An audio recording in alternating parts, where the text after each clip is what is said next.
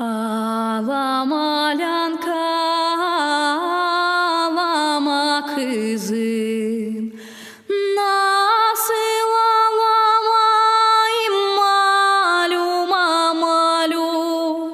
Siz açan beni vereceydiniz pencerelere, divan durduydunuz.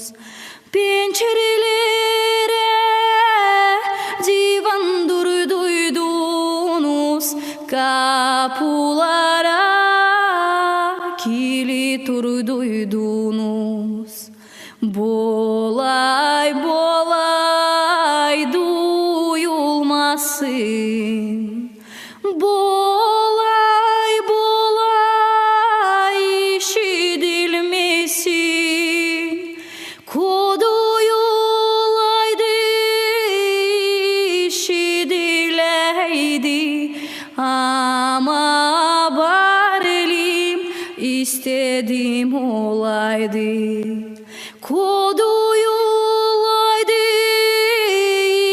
işidileydi, ama barelim istedim olaydı. Ağlama Alanka, ağlama kızım. Nasıl ağlamayım malum malum. Verdiniz beni aşırıya, aşırıya, uzak yerlere, uzak yerlere, uzak evlere, uzak evlere, zenginlere. 3 gün işleydim, bir gün yiyeydim, ama barelim istedim olaydı.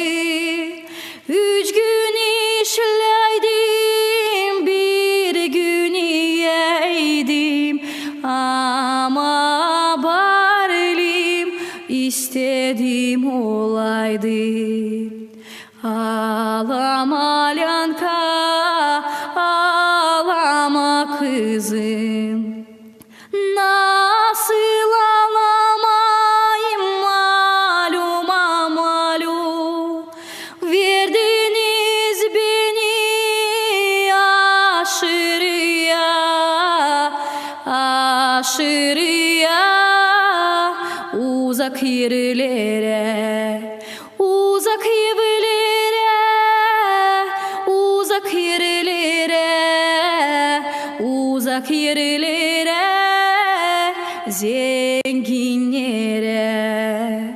Hasta da olsanız dolaşamayacağım, ölmeli de olsanız gidemeyeceğim.